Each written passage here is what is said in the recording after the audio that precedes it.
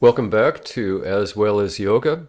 This is the beginning of a series of videos that I had promised regarding different modifications that you can do for many of the well-known asanas. Maybe you're not able to do the classical pose itself, but this will enable you to do the modifications and continue safely with your practice.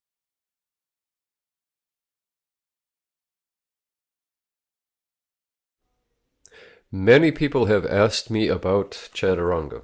So what I'm showing here is one of the more classical ways of coming into Chaturanga, coming halfway up, flattening the spine, planting the hands, kicking the feet back, and basically as you come flat, the arms are bent already, reaching up, upward facing dog, hips high, coming into Adho Mukha Svanasana, downward facing dog.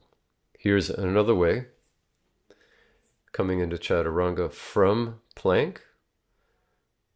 So starting out with a nice straight plank, moving the shoulders a little forward, coming straight down, reaching up, upward facing dog, and downward facing dog. So two styles you'll see often. Here can be one of the problems with Chaturanga, is that you may not start off in a nice flat plank. The butt's up in the air. You'll see that the butt is actually higher than the shoulders, which causes a person to put a lot of pressure coming down and forward, pressure on the front portion of the shoulder, and there's actually a lot of pressure all the way through upward dog and downward dog.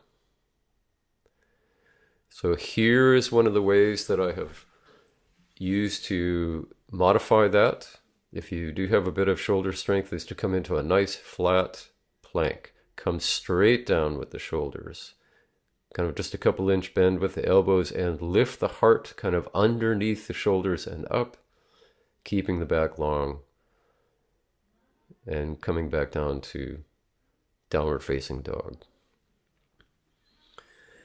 So here I'm demonstrating one of the best ways I have found or have been taught to modify Chaturanga. Come to a flat plank, lower the knees, come to the tops of the feet, then lower the torso all the way down to the mat. Ease yourself up to Cobra. Keep the back long. Press into the hands, bend the knees, curl the back toes, hips high, coming into downward facing dog. So once again, a nice flat plank, dropping the knees, tops of the feet, lowering to the mat, coming up to Cobra, looking down at the mat, engaging the abdominals to the knees, and back up to downward facing dog.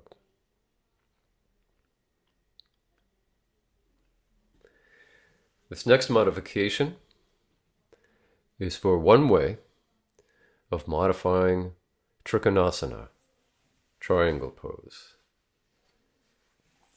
This first portion is more the classical way,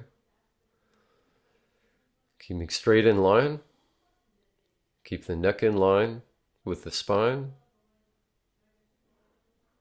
Now, not everybody can get their hand all the way down to their foot.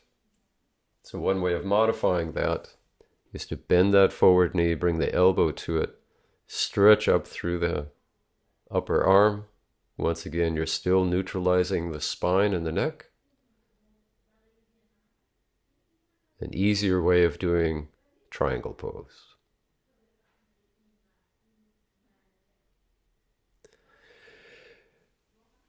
This next one is a modification for side plank, and here is the more classical way of doing side plank, stacking the feet, keep the torso straight.